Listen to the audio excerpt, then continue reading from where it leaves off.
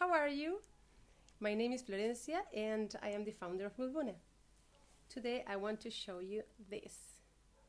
The first copy of my just released book, Oversize Projects, on a Pin Loom. And I also invite you to watch the story behind the scenes in a presentation I made especially for you. Let's start. So this is my book, Oversize Projects, on a Pin Loom. Now I start the book presentation. So with this presentation, I want to answer to three main questions. First is why I wrote this book. Second, how I did it. Third, what I finally made. And finally, I want to invite you to create. So first, why I wrote this book.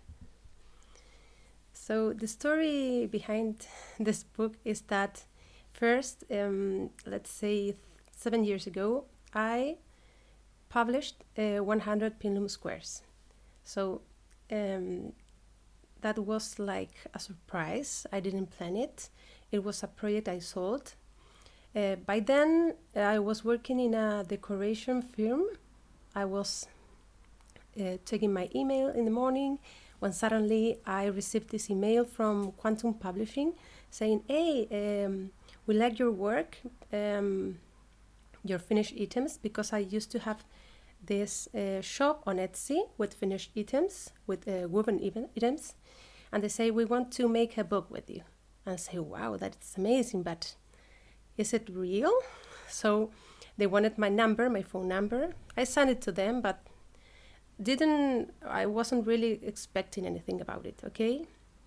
I didn't think it was real, so I sent the number, and the next day, again, I received an email from them saying, hey, I'm very sorry, but there is a mistake in your phone number, blah, blah, blah. I said, wow, this is for real. So I checked how could I send the number correctly, including the, the code of the country, because I am based in Chile, and that is history.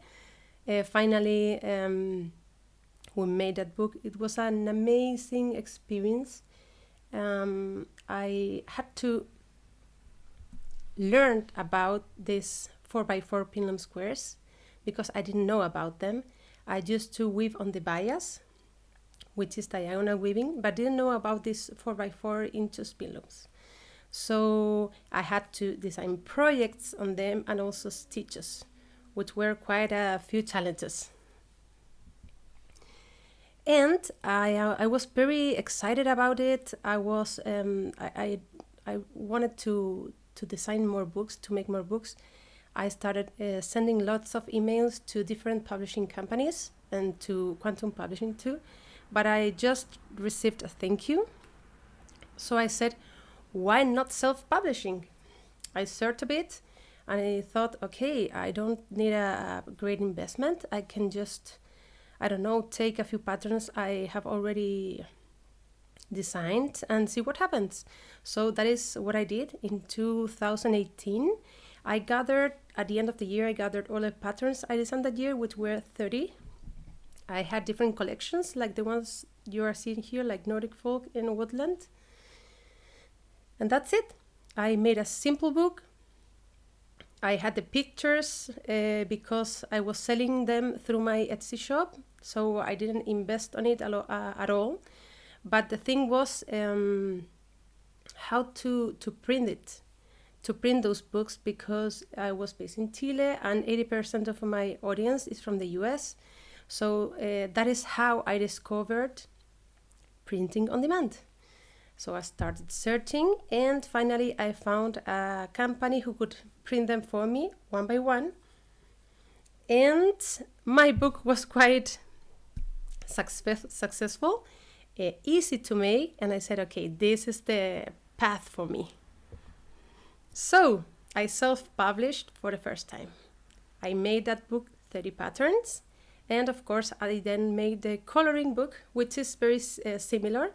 It only includes plain templates or diagrams of each pattern, so you can color your different color combinations, try color yarns, etc. So eventually 100 Pin Loom squares sold out. It was already in 7 languages, which was great for me because I don't know, when I had a friend traveling to Finland, for example, they said, okay, I found your book in a library, it's amazing. That was like a dream came true, okay? So it was great, but 100 Pin Loom Squares sold out. I mean the version in English. So I said, oh, maybe I can make a new version of it, because 5 years passed since that first publication. So I said, there's so much more I want to make, to design. I have lots of ideas. I have corrected this first mistakes I had when I begin with this technique, and why not? So here's where the story of Oversize Projects book starts, how I did it. So I said, okay, I want to make this. I had to make an experiment, but I think I had like 5 keys on this journey. First, that I committed to make a great book. And to do so, I asked people to help me. First, I asked Antonio from Malabrigo Yarn to help me with his yarn. He said yes, so it was great. I could choose the yarns from his website, and the ones, of course, I could choose from all the ones I wanted. They are great yarns, luxury yarns. They are not any color. Not any color is solid. They are all flecked, like mixed tones, which has a great depth. So I was very excited to use them. And on the other side, I contact people from Tat Spindle, the owners of the Zoom Loom, which I think is the greatest tool for 4x4 into spin looms, and they wanted to be a part too. So that's the first key. The second key was, like the first book, I sold this in advance. I didn't wait to design the whole book and then sell it.